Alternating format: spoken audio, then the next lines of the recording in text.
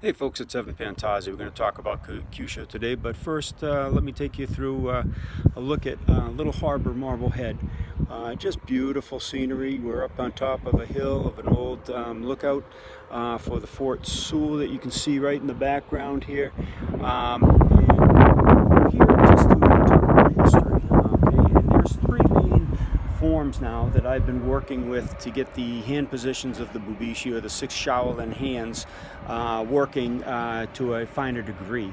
By working with them from the Bubishi, I look at the positions, I figured out the rotations, but the katas of these three styles have really helped me discover some really deep ramifications for these, the targeting, the manipulations, and the possibilities. It has also unlocked deeper aspects of the Bubishi itself, and they all work hand in hand, and that's why the old masters placed those forms there for us to learn at later dates.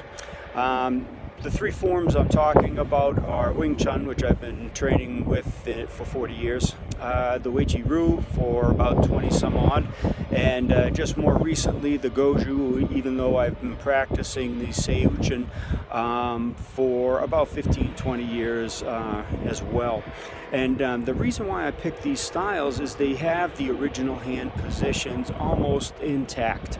Okay, I say that because there's a couple hand positions, like in Wei Chi Ru, the single blade of grass is morphed into what's called a Phoenix Eye fist, or a Nippon Ken, where the index finger is bent at the first knuckle and used as a penetrating type of weapon as opposed to the fingertips. But if you look at that, you can transpose that into the single blade of grass hand anyway, so it works out just as well. But you know, when you look at these forms, they're comprised of the two styles. Now, there's going to be some controversy over this statement for the Wing Chun, because Wing Chun stylists believe that it was solely just a white crane style. But you know, you have to look at the Chinese and the way they think, and they never think in one linear pattern. They think in the circular or the evolving pattern of the yin and yang, or positive, negative, the flows and the constant flux between the two. So if you look at Wing Chun and say that the Chinese limited only to the white crane, would probably be erroneous, but we can't tell, and I can't say for sure, but this is my feeling, because within the Wing Chun there is the black tiger as well. It's very well hidden because most proponents of the Wing Chun have practiced the white crane incessantly, and that's the main position of all the exercises they work with today, although they can be varied to include those tiger techniques. Now, the Pongai Noon is another system, more commonly known today as Wei Chi Ru. Pongai Noon came from southern China, and it's a blend of tiger, crane, dragon boxing. And this mix is really intriguing because it has an animalistic flair that the other katas really don't have.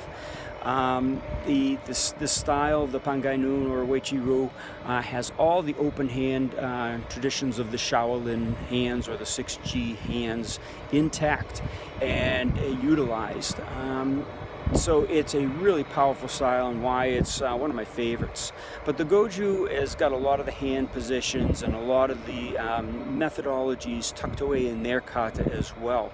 And in particular, I like working with the Tencho, which is, to me, more of a white crane leaning type of form, and the Seiyuchin, which is definitely more black tiger. And I have done the two films, and am doing a tour this year on the Living Bubishi, which is using the white crane attacks of the Tencho and the blood attacks of the black tiger in Seiyuchin.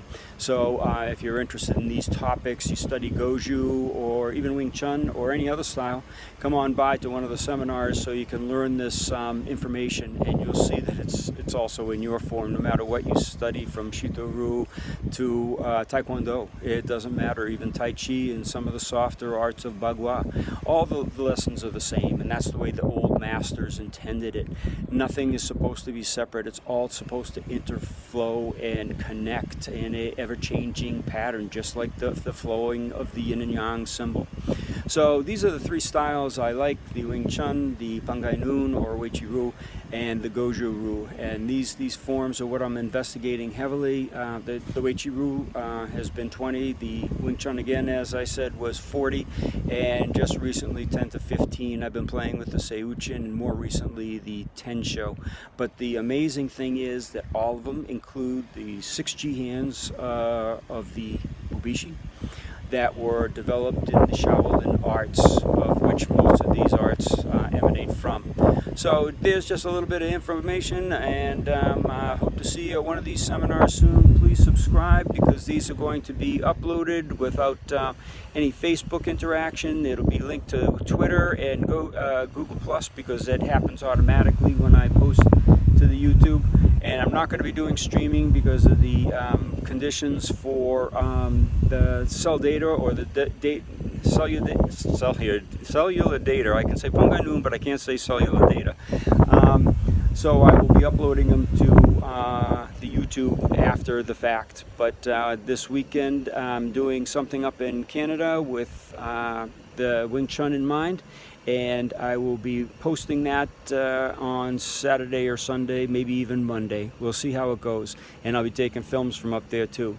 So please subscribe, hit the notification button, thumbs up if you like it, even make a comment, good or bad, doesn't matter. We want to hear from you. Take care.